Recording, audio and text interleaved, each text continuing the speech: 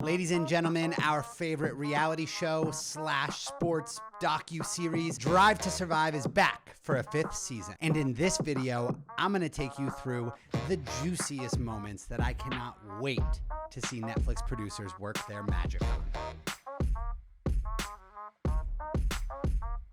What's up, guys? It's Casey from F1 America, and if you're anything like me, one of your favorite parts every year of being a Formula One fan is when the new Drive to Survive drops. Season 5 is scheduled to be released February 24th, smack dab in the middle of our first and only preseason testing session this year. This season of Drive to Survive, as always, is going to capture last year's racing season, so in case you need a little catch-up, I'm going to take you through the best moments that we are praying Netflix had a camera around to capture. We had the Haas Russian circus, the Alpine driver drama, Mercedes tears all season long, and Ferrari, well, being Ferrari. And if you love Formula One and Drive to Survive, subscribe to this channel because we're gonna make content all season long following the drivers and not just their results on the track, but all that juicy drama that you love. Where else should we start than with our beloved American team, Haas? Our boy, Gunther, found himself in a sticky situation to start the season. As you know, Gunther was in tight with the Russians. He had Nikita Mazepin in as a driver in one of the paid cars with his dad's Russian oil company, Urkali, as the main sponsor. When Russia invaded Ukraine, all of that went away. So Gunther was left with no sponsor and no driver for his car. Gunther had to make some boss moves, and like Gunther does, he called up his old pal, Kevin Magnussen. K-Mag not only made a last-minute return for the team, but he had this shining moment for Haas, arguably in their F1 history, taking their first ever pole position in Brazil. And I, for one, am so excited to hear Gunther's call to Gene after that one. He does not fox smash my door. Tell him that. The next thing on my list of things I am so pumped to see behind the scenes: Mercedes tears all season long. I'm talking Lewis, I'm talking George, I'm talking Toto, the whole team. In my history of being an F1 fan, Mercedes has never had a hardship come across them. There was one race in one season last year in which we had to see Mercedes face a little bit of hardship. Outside of that, it's been all gravy for them. So I am so excited to see the way this entire entitled team behaves this year when they just can't figure things out. We've already heard some incredible exchanges between Lewis and the team on the radio that I'm sure Lewis will put his classic Hamilton PR spin on. But the main one I'm really pumped for, rumor has it, Mercedes team boss Toto Wolff absolutely lost it before the Canadian Grand Prix in a meeting with all the other team bosses when basically they wouldn't agree with him on rule changes to help Mercedes in their porpoising issues, and he had a hissy fit. Well, I can't win. Toto, I have a feeling we're not in Kansas anymore. The next thing on my list comes from our team Red down in Italy, Ferrari. Now, we typically don't get much from Ferrari in Drive to Survive or really ever in public interviews. They hold things close to the chest. They're like the Patriots of Formula One, if you will. I'm really hoping that this year the producers aren't shy at digging in on the team leaders and principals about some of these really, really questionable strategy decisions we see them make time and time again throughout the season. Early on, it looked like they had everything figured out. Red Bull was struggling with reliability, even though they might have been faster at times, and that meant Ferrari was winning most of the races. But they just blew so many races that they should have won. It was impossible for them to win the championship. And it's not like they didn't try to prepare. They had a billion different plans for every letter of the alphabet. We are considering plan E for Eco. We always hear plan D for Ferrari. I don't think I've ever heard plan E. None of them ever worked, though. No, edit. No.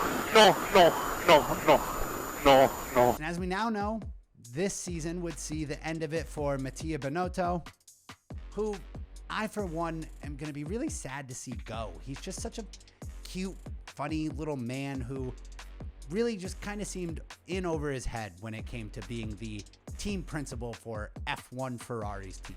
Now, it wouldn't be a Drive to Survive video if we don't talk about Red Bull. Christian Horner has probably been the absolute best at using Drive to Survive to improve the public perception of his team and decisions they make and things that happen surrounding them. I mean, if you ask pretty much any American fan, Red Bull is like their team. But the story we're really all desperate to hear more about this season with Red Bull is what's going on with Max and Sergio. Do they hate each other?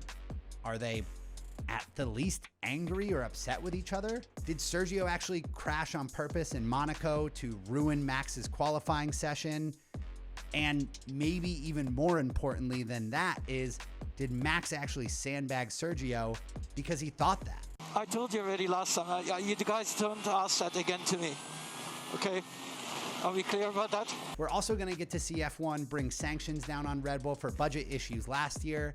And I'm really interested to see the way Horner kind of tackles that as the season goes on. Because ultimately, if you ask me, they still won the championship. And that championship isn't getting taken away from them. So I'm really excited for that little Horner smirk when I'm sure the producer asks some sort of question around that. And finally, the biggest thing with Red Bull to look out for this season is maybe what not to look out for, if that makes any sense. You might have noticed Verstappen, for being the world champion, has very little airtime in the show, and that's not on accident. The guy openly hates the show.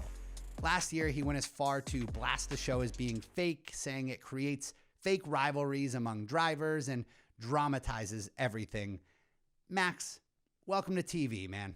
Now, he did agree to get back in the interview chair this year on one condition, that he would have some say on what parts of his interviews got put into the show. I find that hilarious because Max is notably really, really bad at understanding what might be perceived as him being a dick. The next thing on our list, if you're a Drive to Survive fan and a Drive to Survive regular, you will be all too familiar with, and that is the French team running around like chickens with their heads cut off.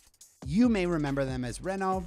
They've since changed their name to Alpine, but they could not lose that clueless stink from the old Reign. Have you got any money to spend on your engine now? You spend it all on your driver? Yeah. Things seemed really great to start the year. The team was promising, the car looked great, and Esteban Ocon and Fernando Alonso, the two drivers, seemed to really get along and be friendly with one another. But things got sour quick because Esteban Ocon is known to do, well, things like this. Let's make sure we let him through nice and cleanly, please. Oh, that's a team and if you order. can confirm that, please, as well. Let me race. I'm hoping in this series we're going to get a little bit of behind the scenes to what really happened with all the Oscar Piastri stuff. In case you missed it, Oscar Piastri is basically the next phenom in Formula One, and Alpine all but had them in their grasp. He's in their driver's training program, and they were ready for him to take the spot in their team next year. They tweeted out the announcement that everyone was eventually expecting, that he would be driving for them in 2023, only for Piastri to tweet out hours later that he had no clue why they did that, and he would not be driving for them in 2023. He's since signed with McLaren, and their team's shaping up to look pretty good for next season. Basically, another common L for the French team on this year's Drive to Survive. The final thing on this year's Drive to Survive that I will be watching closely to see is something that will hopefully be, a little heartful, tear at the heartstrings a little bit. And that will be Sebastian Vettel's retirement tour. The more I have dove into F1 fandom, I have just discovered that Sebastian Vettel is the man. Outside of being a 4-time consecutive drivers' championship and one of the best drivers of all time, in his interviews, in his radio calls, in anything you see him in off the track, he's just all around shows himself to be one of the drivers you would definitely want to put on that list of best drivers to have a couple beers with. And overall, I'm just really hoping that the folks at Netflix give Seb the retirement tour that he deserves. Now, this is all the preview leading up to Drive to Survive. It will be dropping February 24th, so be sure to clear your weekend. The whole season is coming out all at once. We're going to binge watch it and meet us back here at this channel where we will review this year's season and let you know if there's anything that we're a little bummed that the producers missed. Make sure you subscribe to this channel and like this video, and we'll be back here after the season drops with our review.